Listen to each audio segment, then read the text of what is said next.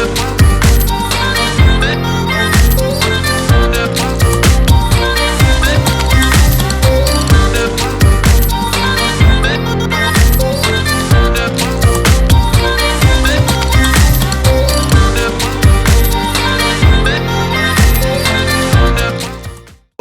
and thank you for joining me on another episode of the Roundtable Talk Show. I am your host, Sharifa Hardy, and I have an amazing show for you today. I'm just so excited about this show because I'm going to do something a little bit different. Usually we have 5 guests on the show. Today we have 2 guests on the show, but the reason we're doing that is because I want to spend a little bit more time than I usually do with today's guest, and especially using this show as a way to help me change my life. So I'm going to ask you to do what I always ask you to do, and that is to go ahead and share this show because friends don't let friends miss out on the Roundtable Talk Show. But don't just share the show. I need you to be an active participant in what we're doing to make this world a better place. So I want you to go to your neighbor. I want you to wake your roommate. I want you to call Granny. You haven't been speaking to Granny since March. Give her a call. Let her know the Roundtable Talk Show is live and we are here to help you.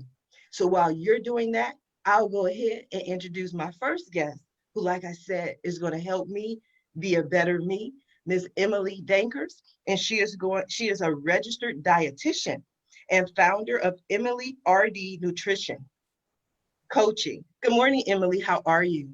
Good morning, Sharifa. I'm doing great, thanks. How are you? I'm excited. I'm excited to have you on the show. I went to Vegas this weekend. The entire time I was like, Sharifa, you have to do better because I'm telling you, I ate like some of this. I had fried chicken a couple of times. I had this wonderful donut that was filled with cream cheese and blueberries. And I was like, okay, it's the weekend, you're on vacation, have fun. But on Monday morning, when you get back, you got to make some changes. So I was excited about talking to you about who you are and what you do and how you can help people change their lives. Oh, yeah, I'm happy to be here. So tell us about yourself, Emily. Yeah, so name is Emily. I started off my career as a sports dietitian. So I went to Ohio State for a grad school program that was focused on a sports nutrition internship. So I was able to work with all the teams there. And after that, I went and worked for the Chicago Cubs minor league.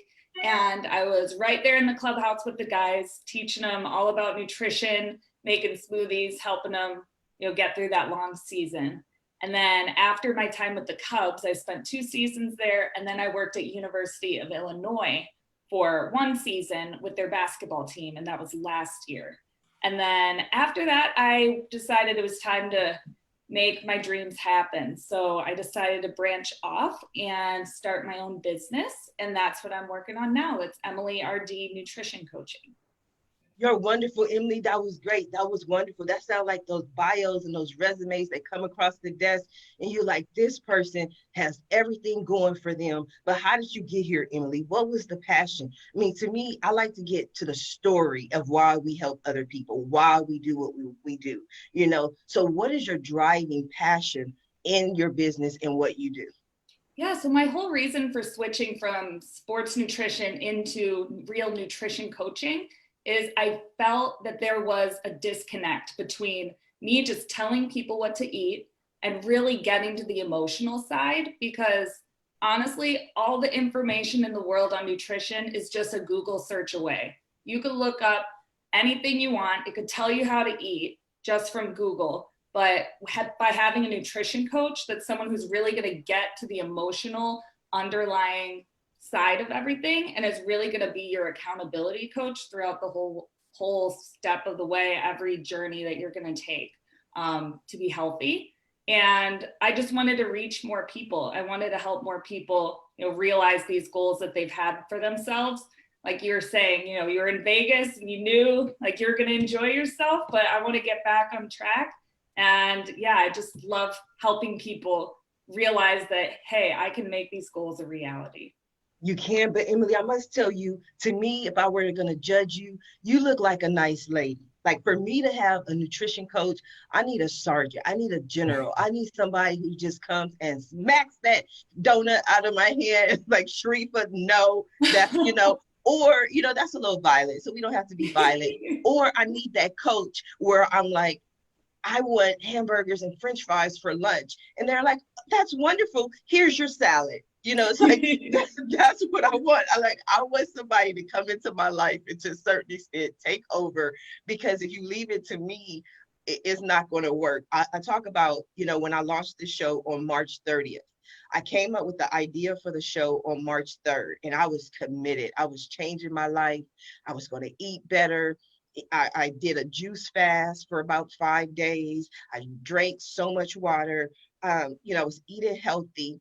The global pandemic hit, and I was at McDonald's ordering mocha frappe. I was like, how did I get here? How did I get to this moment? Yeah. So what are some of the things that you recommend for longevity in making nutritional changes? So yeah, that's my whole approach is, I know you're saying, if it's left to you, you're not going to do it. But my goal is to empower my clients to know how to do it. Because I'm not going to be by their side every single day for the rest of their lives. And that's the thing with nutrition.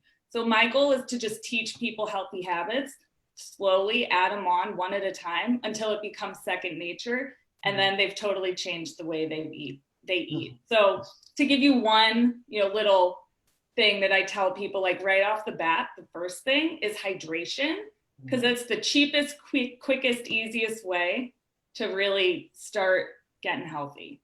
So everyone needs to drink half their body weight in ounces every day. So that's a lot. If you think of how much you weigh, cut that in half.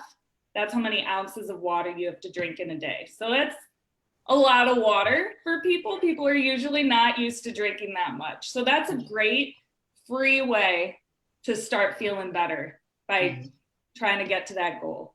Oh, I love that. You mentioned my favorite number, free. I love free. I just go. really do. So this is my Sharifa Hardy Fix My Life show. We're going to come back to you, Emily. I want to introduce my next guest, and then we'll start the conversation, and you both can figure out how you can improve my life. Let's get back to me. But I want to introduce Chris Salerno, who invests in real estate and focuses on financial freedom, but he uses affirmations in order to help not only himself and people make their lives better. So maybe Chris will help me with my life today. Good morning, Chris. How are you? I'm doing amazing. How are you? I'm excited. You're on a whole new show that I just made up this morning. It doesn't even exist. I love it. But you're on it. Good. I love it. Thank you. It's Fix Sharifa's life. Okay. Well, we're here to help you. So you invest in real estate, correct?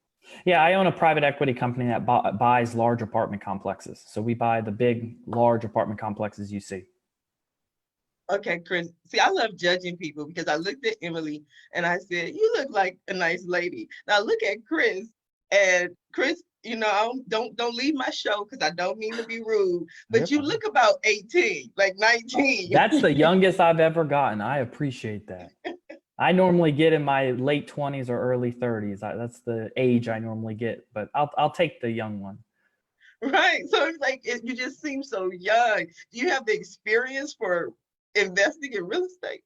Yeah, we do. So I founded QC Capital February 1st, 2019. Within a little over 7 months, we have a little over 40 million and 364 units. Currently, we just launched a $350 million real estate opportunistic fund that I'm currently raising capital for. So we're looking to purchase anywhere from $1 billion to $1.2 billion worth of real estate in the next 3 years. That answered that question, huh, Chris? I hope so.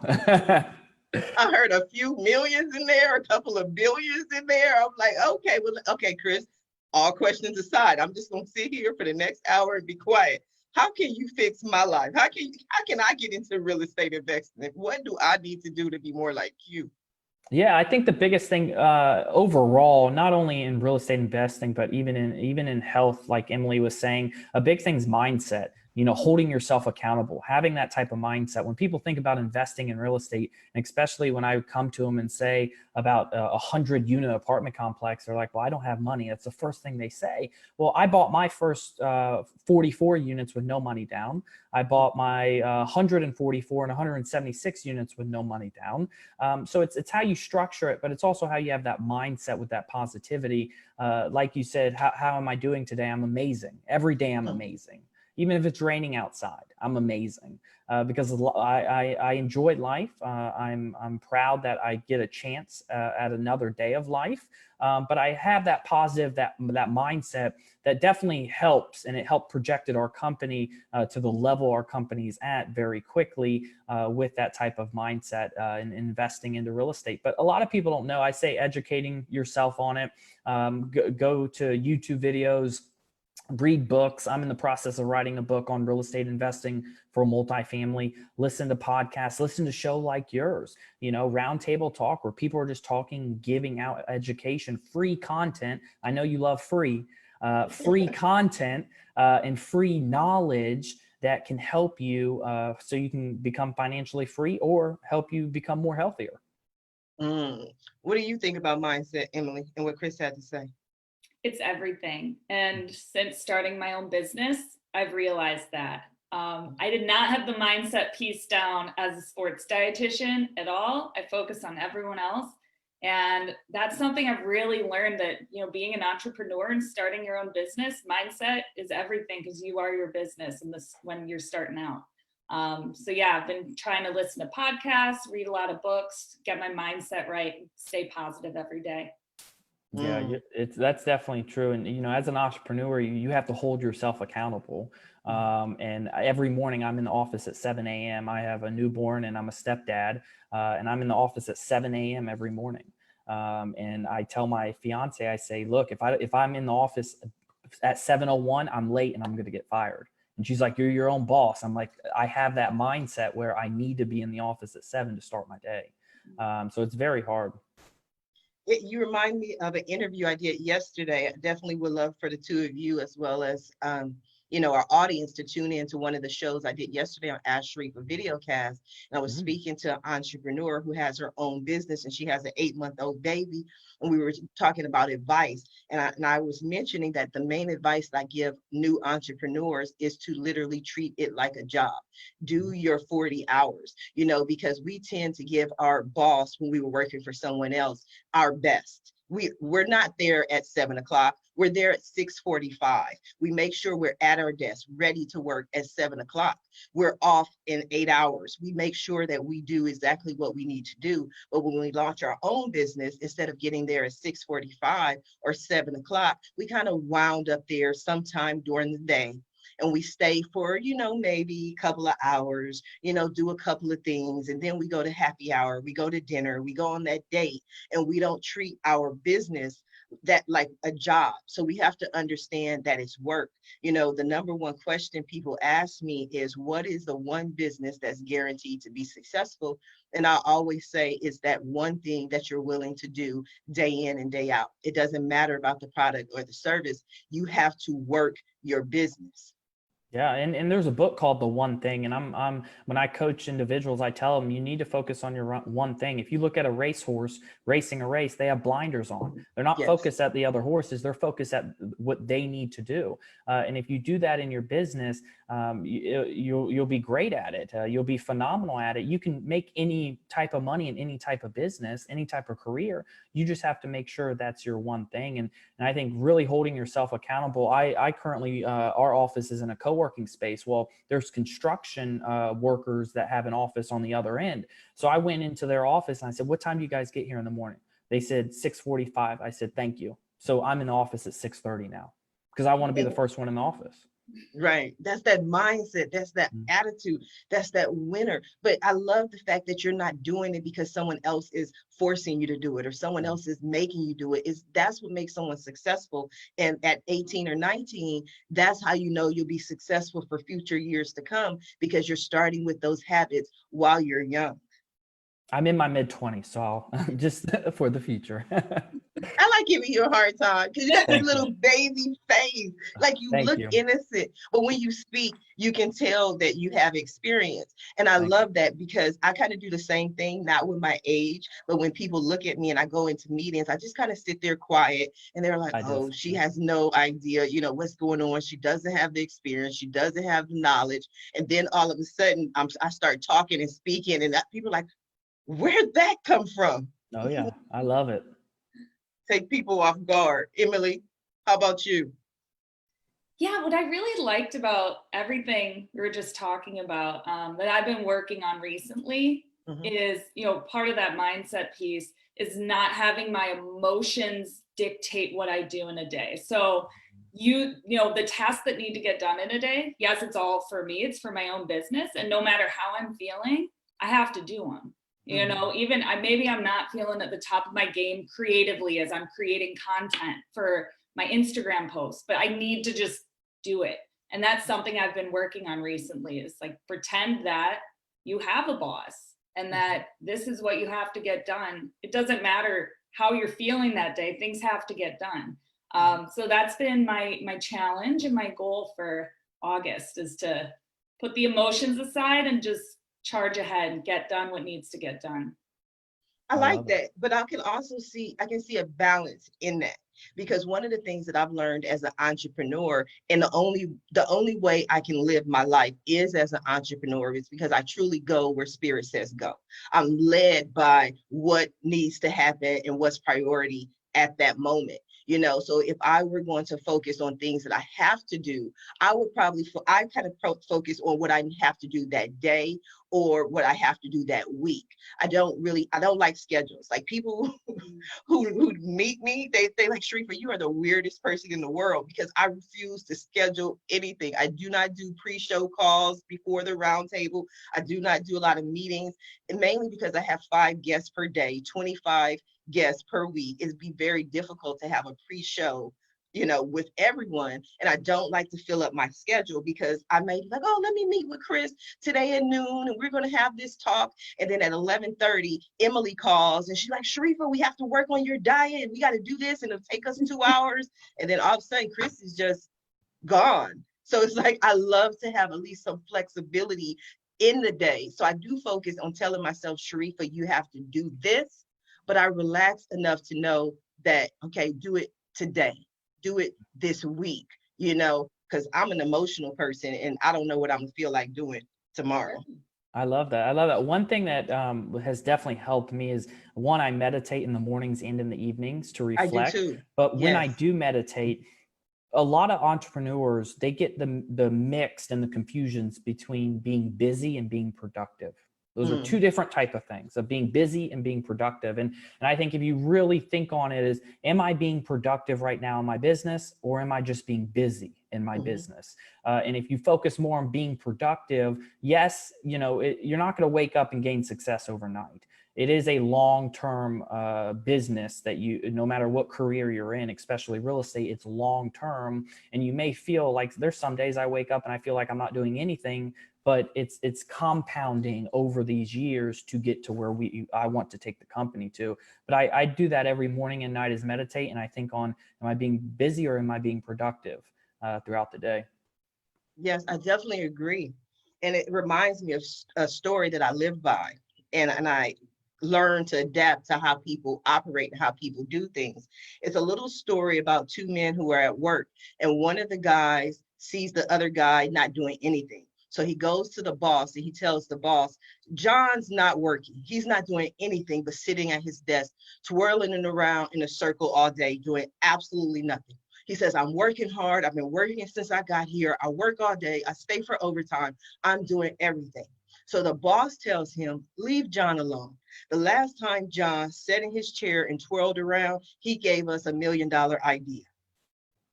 So it's like, I love to think about that. It's like, you don't know how people come up with their inspiration, but you just have to allow for it and allow for it to appear. So I'm a very moody person. There are times when I'm go, go, go. And there are times when I have to sit back and relax and say, okay, Sharifa, you might need to take a little bit slower. But I think as entrepreneurs, we have to give ourselves that freedom to be able to figure out how we operate best, how we work best, and what works best for us. And I think, I mean, Emily can definitely speak on this. I think, your body will tell yourself you need to relax. You need to reset your mind, reset your body to keep pushing forward. I think she can talk heavily on that with, when it comes to health and mindset. Yeah, definitely. And I think a lot of times, the mind takes over and people get so into what they're doing. They're totally focused on that they're not paying attention to their body. So that's another big thing that I think is super important, is having that mind-body connection. It's like taking a second to step away from your work, because every entrepreneur is very passionate about what they're doing. So they're going to be really into it. But to be able to take a step back and realize, like, hey, I need a break. My body needs this. I need to start taking care of myself better, or else I'm not going to be able to do the work that I am so passionate about. Super important. Okay, so I like the word, I like what you had to say, but I key in on certain words. And one of the words that I heard is better, like take care of ourselves better. What does that really look like from a nutrition perspective? You gave us the information on water, what we need to drink, but there's a great debate on what is considered healthy. And I know healthy is different from different people, their bodies, their metabolism, but what are some simple basic things that people can do to be healthier and also help their mindset? Yeah, so that is a big question. And I like big questions. That's why my programs are months long, because I have to get to know a person. I have to figure out what makes them tick and why they make their decisions, and then we go from there. And you said exactly what you said. Everyone needs something different, but there are a few things that everyone could do that would make you feel better. So I like saying the hydration one, because free, easy. Numbers, like and unfortunately most of nutrition is not that simple, but I mean, I'm gonna say this, everyone, you think of a dietitian, think of vegetables, but that is just like another amazing way to just feel great. I call vegetables nature's multivitamin. Like add vegetables and everything you eat, you're gonna feel so much better, I promise. And it also, they have vitamins, minerals, fiber, keeps you full. Love that. So focusing on vegetables and focusing on protein. Protein's also super important. So yeah, those are like the two big ones. Carbs are important too, but I mean, for athletes more so, but for just, you and me, regular people, protein, vegetables, hydration, focus on those and you'll be on the right track. Okay, so basically listen to what your mom had to say. Eat your vegetables, I know. drink your water. Yep, it's nothing special. The more research that comes out, the more it says that, all these fancy diets and these expensive juicing cleanses and this and that, like just going back to basics, that's what's going to help us the most. But it's easier said than done. I mean, I know all of this. I don't eat perfectly by any stretch of the imagination. You have to hold yourself accountable. You like that word, huh, Chris? I love it. That's his word. That's his word. That's accountable. Yeah, and it's true, and it's hard to do that because difficult. Yeah, you're with yourself all day if no one else is around. Like, oh, the calories I eat by myself don't count, but they do. And it doesn't help too when Chick-fil-A delivers, and you got all these days, yeah, everyone delivers. Click the button, you got a Chick-fil-A sandwich with fries. That's not helpful. Yeah, I was going to say the same thing. They just built a new one down the street for me, and I was like, okay, more restaurants. So I want to talk a little bit more about that, but I want to read a comment from one of the viewers today. Amy Trout Hughes says, making space and time for inspiration and resetting is critical. Time management includes breaks, often easier said than done. So I just want to go ahead and read Amy's comment, but I want to go back to something that you were saying, Emily, and we were discussing nutrition. Now, for me, losing weight and becoming healthier are very important to me. About 2 years ago, I tried the keto diet, lost about 40 pounds, gained about 50 pounds after the keto diet. And I was like, okay. And everything I read after that said it's not sustainable. It's basically one of those things that you do if you need to fit into a dress at a wedding or, short term, but not long term. So then one of my friends introduced me to another program, and it was basically you get these little packets of powder, and then you put it in the water, and then it makes cookies, it makes shakes, it makes all these different things, but it's all powder. And I'm like, okay. And not only is it all powder, but it was $500 a month. And I was like, okay, I'm not paying $500 a month for powder. You know what I mean? Like, we already know, like, basic classes in school taught us processed food is the worst. You know what I mean? No, but you want me to give you $500 a month for powder in a It pack? sounds like an MLM. Yeah. It is. It really is. You can just spot them. And I did it for the first month to help my friend. But after that, I said, if I was going to spend $500, I would at least do Weight Watchers. I would do something that is sending me the meal, because I wanted to go back to what Krista said. And we kind of laughed and made the joke. But for me, I'm always going, and I do a lot of Postmates. I do a lot of Postmates. And my dad is always telling me, he's like, Sharifa, you can't eat out all the time. It's not healthy. But when you have 3 talk shows, you're a business consultant, you're an author, you're a mom, you're trying to work with Chris to invest in real estate, I don't have time to cook a full meal. So what do people like me do? Because I'm suffering, like, for real. Yeah. So that's the beauty of it, is you can get Postmates, you can order from places. Almost every place has healthy options. So it's just a matter of ordering healthy. So we're talking Chick-fil-A. You can a really quick and easy swap. And sorry to take away, I understand the regular chicken sandwich is amazing, but the grilled chicken sandwich, I love it. it's The grilled good. chicken.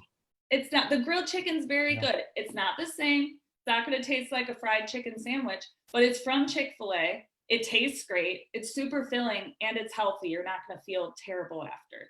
So it's just finding these things at all these different restaurants. If you have 4 or 5 go-tos, learning what maybe a slightly healthier choice would be, and then getting that. Because it doesn't have to be, you're in a kitchen all day cooking. You don't have to spend a ton of money on it. You don't have to spend a ton of time on being healthy. It's just a matter of making it work for you. If ordering takeout works for you because you're an extremely busy person, figure out ways to order the healthier stuff. And it doesn't have to be every time either. I'm very much for balance. So like Sharifa, you were in Vegas, you're on vacation. Like, yes, enjoy some foods that you don't normally get, because that's part of life, is enjoying foods. But when you're back home and you're like, I'm gonna get, healthy, I'm gonna be focused, then making some of those decisions, 1 or 2 small decisions a day, every single day for a year, for 5 years, is really It gonna compounds. Mm-hmm. Yes. And we didn't put the weight on overnight. So it's not going to come off overnight. But what I see, and what I've done in the past myself, is when I want to lose weight, I don't eat as much. But I realize that the body can go into starvation mode and hold on to the food it already has, because it doesn't know when it's going to receive its next meal. But my appetite, isn't always there. Even though, I understand I need to speed up my metabolism in order for my body to come out of starvation mode. What are some of the things that you recommend doing and when you're trying to speed up this process? And maybe you're not that hungry. Yeah, so you hit the nail on the head. Eating small meals throughout the day is a great way to speed up metabolism. It's not the only way to eat. Eating 3 meals a day works for some people, but if you're someone who is not feeling very hungry throughout the day, just having something there. And if you're truly, I know people who go the whole day and they're just not hungry, but like you said, starvation mode, we don't want that. So some people, I tell them to set, an alarm on their phone and to have a healthy snack, like some trail mix. Handful of trail mix has a ton of calories, but it's all really healthy stuff. So it's not like you have to eat this much. It's just a little tiny handful, but that's going to get your metabolism going. And, so when you're eating throughout the day, you don't get to the end of the day and you're starving and you eat everything and then go to bed and not use that food for energy. At the end of the day, that's the time of the day when we don't really need a lot of food. Earlier on, the better, because you're up, you're awake, you're thinking, you're walking around, you're doing stuff, and you're using that food for energy. So the more you can eat earlier on in the day, the better. Yes, and my mother taught me that as well, to eat. My mother eats ice cream in the morning. You know what I mean? Because she's like, she can work. She doesn't do it every day, but when she decides to eat ice cream, she'll eat it in the morning or around 11 when she has enough time during the day to work it off, as opposed to having it after dinner when you're about to go to sleep and it's right there on you. So it's a lot of wonderful information you can learn from moms. Moms have the best advice. I know mom does. So I want to go back and allow Chris to help me make some changes in my life real quick. I made some notes. Chris, you mentioned, if I heard you correctly, that your first 44 units, you paid no money down. Mm-hmm. Okay. Now, we're not going to get too much into your personal business, but when I hear that, I think, okay, there must be some more. Like, you had to have like the best credit. You had to have great references. You must have the best business plan. Somebody co-signed for this apartment building. How does the average person purchase real estate with no money down? Yeah, that's a great question. Now, when it comes to a large apartment complex, you are right with a couple of those. You do have to have credit and you have to have a net worth of the apartment complex. Well, first getting into it, I didn't have the net worth of a $6 million apartment complex. So what I did was I aligned myself through my networking capabilities with individuals who are out there that will just sign on the loan. There's tons of people out there that will just sign on the loan who meet those requirements. And yes, you're going to have to compensate them because it is very risky. But they sign on the loan so then you can purchase it. And then through depending on what you're doing, if it's single family, if it's multifamily, through your networking capabilities, you get other partners to invest alongside of you. And you have to do a full underwriting, full due diligence. It's a full process. But to get to that point, listening to podcasts, shows like yours, YouTube, reading books to help gain the knowledge of the basics of it, and then start aligning yourselves and networking and adding value to people where they want to partner with you. That's how you're going to be able to purchase any type of asset with no money down, is having those partners who see your interest and align your interest with your same goals as well. Okay, well, I need a website. I need a group. I need something where all those people who are willing to sign their name on the line. Facebook is everything. You can go in Facebook, type in any real estate or type in multifamily and join all those groups and just start networking, start posting and reading comments and commenting on other people's posts. And, it's huge. I mean, the internet and social media, it's a double-edged sword. It's damaging in the fact that when we go on Facebook, we end up start scrolling through Facebook, looking at our friends' stuff. But if you use it to be productive, you can actually network. And now the sky's the limit because you can network with people in Singapore, which I do on in the evenings because they're 24 hours or 12 hours or 24 hours in advance. But social media, you can network with everyone across the world. Use that to your advantage to gain knowledge because knowledge is powerful. People will pay you for your knowledge, just like Emmeline, just like you. They pay you for your knowledge. And to do that, it's free. Social media is free, but you have to use it in the right way. If you use it to just post stuff and to like other people's stuff or to argue with people about politics, then you're not going to get anywhere. Absolutely. You're not going to get anywhere in life, especially. Right. Now, let me just ask you, what have you seen as far as real estate over this global pandemic? I've had so many different responses to that question. I've had people who said, do not buy, do not spend any money. And it was funny because one of my most animated guests just so happened to be in Las Vegas. And he was like, buy now, get it now. It's pennies on the dollar. And I'm like, okay. I don't know if he's a gambler or not, but I get so many different responses to that question of whether you should buy or wait.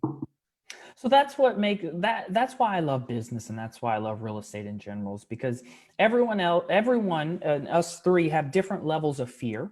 And we have different levels of that fear is holding us back to buying now or to sitting on the sidelines to see what happens. And I think it's how you see the whole situation as is COVID. Now, when we talk about real estate, we're talking about a very broad range of asset classes. We're talking about single family, industrial, retail, office. I would not buy office or retail right now. I would wait a couple weeks to buy. Not a couple weeks, a couple months to buy, because the pandemic's still going to hit. A lot of people are going out. I know a lot of people are not signing their leases and trying to get out of their leases for office. So I wait a couple months to buy because it will turn around. But I'm in the multifamily business. And the one reason why I got into this business is it's a necessity. We need shelter. You cannot create an Amazon and hurt the multifamily business. You can't. Yes, people are going to buy single family homes. That's totally fine. But you will never create a large tech company and hurt shelter that we need as humans as a necessity.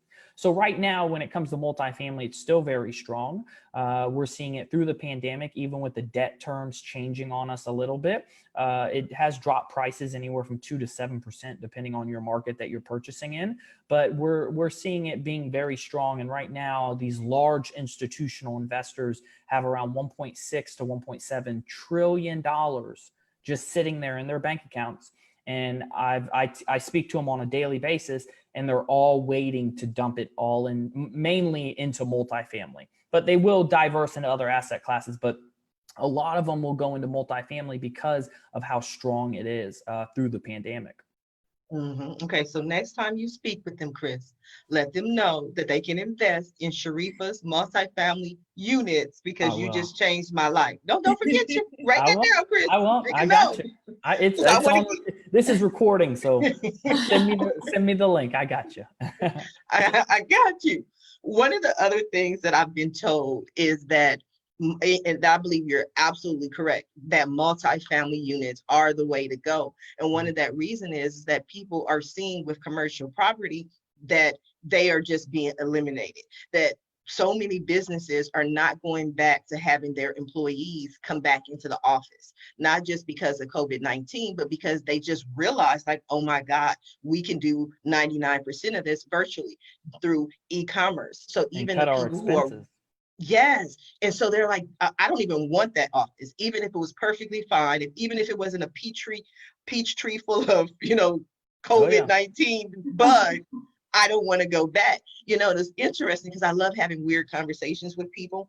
I've been with GoDaddy since the 90s, and I was talking to my representative the other day, and she was telling me about her experience now that they're working from home full time. But it's easier for them. There's no reason for them to go back to the office. So are you seeing that as well, that I won't even say 99%, that's unfair, but that companies do not plan to use this office space? I know you mentioned that earlier. Yeah, so I have an employee that is heavily in office. We don't focus on office, but what I'm seeing and what I'm hearing from other people, it's 50-50.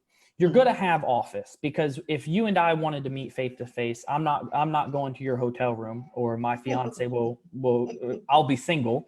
So we're going to an office to meet in a conference room. So you'll always have office. I think what's going to happen is the necessity type of jobs that want the executives in the office, they're actually going to want more space to go by these guidelines of COVID.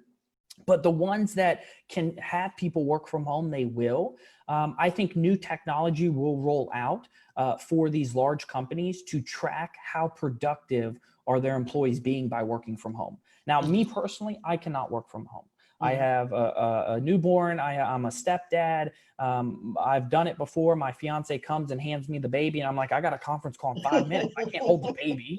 So for me, I can't work from home. But it's really tracking to see if these employers can track their employees on how productive they're actually being by working from home. So I see it kind of mixed. Some companies will expand due to COVID. Some will go ahead and cut their expenses and say no. But an interesting fact, Forbes wrote an article on this, is that by 2030, 2025, 30% of office will actually be co-working space. And the reason why is because these large companies don't have to sign a 5, 10, 12-year lease anymore. They can go in here and sign a month-to-month or a 1-year lease, and whenever they want out, they can leave, and they don't have to worry about making sure the coffee's up at the front, making sure, you know, there's little snacks or anything like that. So they're willing to pay a little extra for a co-working space to do that, but still have that flexibility where they can go ahead and back out of their lease if they want, or have a shorter lease term. So I'm seeing that more too. Yes, business has definitely changed. What have you seen, Emily, in the way your business or the people around you have pivoted in the way they operate during the global pandemic? Yeah, so I mean, just me, my business started with the pandemic. It started because of the pandemic, pretty much. My fiance is also a sports dietitian. So in March, we moved to Palo Alto, California, as he took a job with the Stanford football team. So when that happened, I pivoted, decided to go online nutrition coaching. And for him, I mean, he's working with a football team, but he can't be there, you know, at least for the first few months. He's going in now. But it was all online. I mean, he's meeting with athletes one-on-one using Zoom. And so it's something that, you know, we'd never, at least in the sports nutrition world, we've never done before. It's very hands-on. You're there, you're giving him this, you're giving him that. So I think it was almost empowering, you know, for these athletes now. We're having more time to teach them because everyone has more time to sit down, get on Zoom, talk to each athlete one-on-one, and really say, okay, you're at home right now. What can you do with what's around you to feed yourself, instead of me, the sports dietitian, just handing you this, and this is what you need, and this is what you need. So it was interesting that way, where these athletes had a chance to really learn instead of being told. I have, one of the questions I've asked is, what aspects that you have made in business do you plan on keeping after the pandemic, or months later or years later? I spoke with one gentleman who just so happens to be in real estate, and I believe it was in multi-unit homes as well. But he said, I am just going to continue to do Zooms and virtual appointments. He said, I've made more money during the global pandemic than I ever have. And the reason was he did virtual tours. So he was able to set up more tours in a day than he was prior to COVID, because he would spend all day taking people, meeting people, waiting for people to show up so that they can walk around and spend hours walking around one unit. Where on a Zoom or during a course of a day, you can have 6, 7, 9, 1 hour Zooms. It doesn't matter, but you have the ability to show more properties in less time at the, from the comfort of your home. So he's like, I'm never going back. I don't know. Maybe that's just me. Really interesting. And it's just, he's found a way to be more efficient now, But we've all forced into this, which is interesting. It wasn't a choice for anyone. We're all forced into it. And some people, by doing that, have found amazing success, which it's comforting to hear, because I think a lot of people have gone the other way. It's a tough adjustment. I'm one of those people, and it is, none of my doing, that I've found so much success as a result of this global pandemic. And that's because when I launched the show, like I said, March 3rd, I had no idea. I just knew that I wanted to have a roundtable discussion, because I just ran for Long Beach City Council. And I said, they wouldn't give me city council. So I took the roundtable, but I wanted to have a platform. I knew I had to have a voice, or somewhere where I can talk to people and I can learn from people and ask people, well, what's going on in your world? What's going on in your world? And I can share that information. So it has worked for me, but if not, it wasn't just because it was a talk show. The reason it was a perfect storm is because never before had so many people been on Zoom. They wouldn't go to Zoom meetings. They wouldn't even think about Zoom meetings. Oh, well, I only do offline events. I only do this. I don't do that. I don't even know how to work Zoom. But now you're stuck at home, then I can invite anyone to be a guest on the show, because everyone is using Zoom, and everyone is taking opportunities that they may not have considered in the past, because they have more time and they're used to Zoom and they're flexible. I noticed, and I don't know where it is right now, but Zoom's stock went up to about 600%, and it might have went higher, but they never expected it. It was the perfect storm of everything happening at the right time for them. And as soon as that happened, I got so many inboxes or emails from new people who are starting companies like Zoom. Okay, well, we have this platform where you can do your talk show, and ours allows you to add comments at the same time. Ours allows you to do pretty backgrounds. And I was like, no, I like Zoom. I'm a loyal person. Once I find a company that I enjoy, like I said, I've been with GoDaddy since the 90s. Every time I call and they say, well, do you know how to open your web browser? I said, okay, hold on. Before we talk like that, take a look at my customer number. Okay. I've been with you guys since like 96. Okay. Talk to me like you would speak to a sysadmin. And then all of a sudden, all that goes away and they, willing to work with me. I don't know. Maybe somebody else has that same experience. I want to touch on a couple of things. I think I think we use that for all of our properties prior to COVID, but I think what the big thing was is no one expected this. And anyone who was in the 08 recession, 2000, 1993, 1990 recession, no one's experienced a total shutdown of the economy. It's just, they didn't shut the economy down back then where everyone had to stay at home, and that's what they did. And I think that was a really big changing point. And people who weren't on top of the ball or weren't necessarily a chameleon where they could really pivot very quickly in their business, they went out of business and they failed because of COVID. COVID pushed everything online, and that's where you see all these conferences are now online. But one big thing, and I was Googling it, is that during a recession, that's when companies were started. Instagram was started in 2010. Snap, Lyft, DoorDash, there's 10 of them, Impossible Foods, Tinder, Slack. All those companies were started in 2008 to 2010. So it's a great time to start a company. You just have to be on the offensive side and really be a chameleon and be able to move wherever, what's going to happen in the next couple months. No one knows. I agree. And that's why they say more millionaires are made during a recession than any other time in history. And I believe that that's because we have to figure it out. People, it's not one of those, it's not a luxury. It's something that you have to figure out. I've been laid off 8 times. So I definitely understand the recession of 2008, 2010, what we were going through. The first time I was laid off was in 2001, September 11th. I've been affected by the economy and tragedies so many different times, but each time I become stronger and each time I adapt to simply be able to survive. Go ahead, Chris. I real quick, I like to say you have to put your back against the wall. And I say this to everyone who asks me for advice, is I always do that on a daily basis. My company accounts are totally different. I don't watch them like I watch my personal account. And I watch that number, and I want that number to be low because mentally I'm putting myself against the wall. And that's how I created my company. Is I created my company on a certain budget. When I first got into real estate, I had $2,500. And I said, I'm going to make this work. And I kind of say it as like, if we were all in a tribe back in the day and our wives for the men say, you have to go get us food, go hunt. We're not coming back empty handed because we have to eat or we're going to starve. So if you kind of put yourself in that type of position where your back's up against the wall, us as humans will figure out what to do. We'll figure out the right path to gain the success or to gain those achievements or those goals that we have written down. And I think it's extremely important to put yourself in that position if you want to boost your company to reach your goals. You mentioned that you do that on a daily basis. What are some of the minor things that you do to propel yourself forward on a daily basis? In your bio, you mentioned affirmations, and I was really interested in that. How do you use affirmations to propel yourself forward?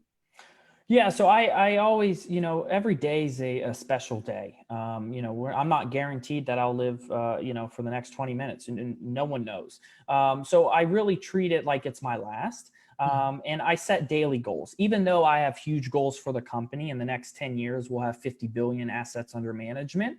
I have daily goals. And just like Emily said, when you set these nutrition goals, it's compounding. You're not going to eat healthy I'm not going to eat a salad for lunch and I'm automatically going to be healthy. I'm going to have to do that over a couple years to see progress. And that's how it is when it comes to my business, is that I set daily goals, I set weekly goals, but my overall goal my huge number one goal for the company achieves all my other smaller goals. But I do set little small daily goals and weekly goals to make sure I'm staying on track to reach that number one goal that we have set for the company. Is everyone as driven in your family as you, Chris? No, I always laugh and I say I got switched when I was a baby. But no, they're not. I just spoke with one of my employees before I got on here, and he says, I don't know how you do it. He says, you're just a workforce. And they even have to tell me I need to take a vacation sometimes because I'm go. I work, 12-hour days minimum. And my fiance knows that if I don't, I start to basically have a panic attack that I'm not working enough. But I work 12-hour days minimum. I go home, I play with the kids, I put them to sleep. I spend some time with the fiance. Once she knocks out, I work till about 1 a.m. And then I have to wake up throughout the night to feed the little one. But I'm just the motivation that I have to grow a large company, to help all the employees that I have and to supply more jobs for people it's just tremendous. And that's what's fueling me to work harder and to show up, at 6:45, 7 a.m. when no one is telling me to show up. Something you mentioned was key, though. When I speak with successful people, the majority of them, and I don't recall one of them that I've spoken with that doesn't, they at least start their day with meditation. They start the day taking some time to meditate before going out into the day. You recommended meditation as well. Why do you recommend meditation for people? So I do it in the mornings and in the evenings. And the funny thing is the meditation, sometimes I'll listen to it's kind of like yoga music, I guess, like meditation music. And I've tried it on my almost 8-month-old. When I put him to sleep, I turn it on and he knocks straight out. And I'm like, yes, I don't have to wait there an hour. But I use that sometimes in the evenings. But in the mornings, I don't use any music. And I think when it comes to meditating, you need to find the spot that fits you. That spot where you're not going to get distracted, where it's just you, no phone, just you. And me personally, that spot is in the shower in the morning because of the sound of the water. I love the sound of the water and it just puts me in a different zone. And I take 30-minute showers because 15 to 20 minutes of that is I'm just sitting there and I'm just thinking on life, thinking on the family, thinking on growing a business. What do I need to do? I just let my mind go. And whatever comes to my mind, it comes to my mind, and it gets that business. I think that gets my busyness out throughout the day, is that meditation, where now once I'm done, I'm like, okay, I'm laser focused. I'm ready to go. But your body and your mind needs that time. And just like Emily, could say, is your health is very important, and your body needs that where it's just you. Sometimes it's good to just you go to a restaurant, by yourself and just relax. But you need that you time so you can become successful. And I like you said, I see that a lot through very, very successful people as they meditate, or they have their just them time where it's just them. I find that it's almost food for your mind. Yeah, I like that. Soul, to give yourself this space to just do nothing and think of nothing and see what comes to you. Because that's when I just heard a story about Thomas Edison, and he would go fishing every day, and he was the worst fisherman in the world because he never caught a fish.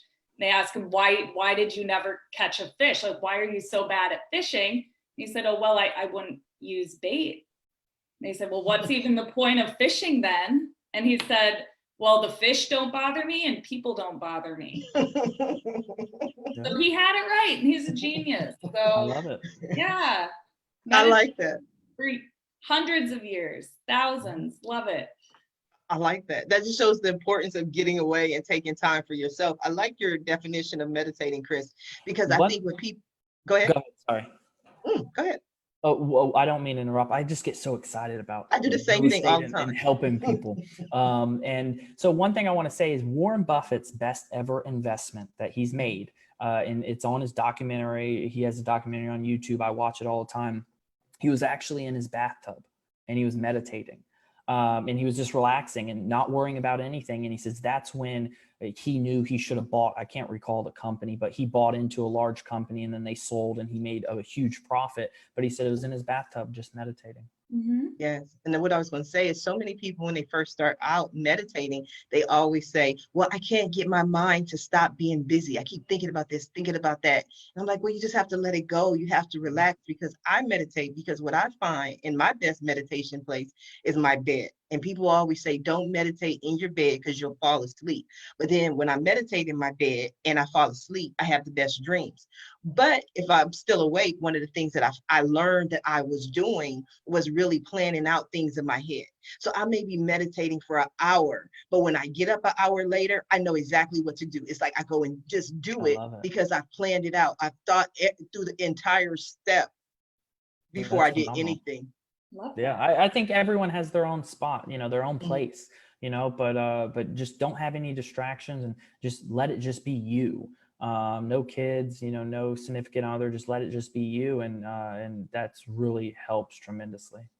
Yes, that one spot. And then I'm a doTERRA essential oils representative. So I have my diffuser and I love peppermint oil. It's just the best smell. I don't know, but I put my little peppermint oil in there, turn my diffuser on and just relax. And I wake up rested. I get up relaxed.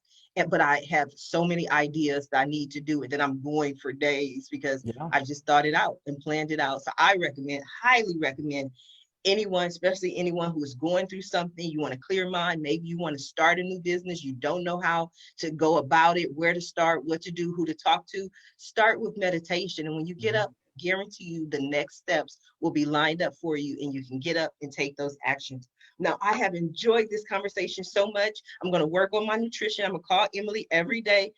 I'm just going to be like, hi, Emily, it's me. That's it. That's all. I'm here for you. Good. And then I'm gonna call Chris and I'll be like, Chris, I know you look at your personal accounts, but you don't look at your business account. But can you check my account? Because I need to know if I'm at the billions yet, Chris. I need you to get us to the billion. Let's go.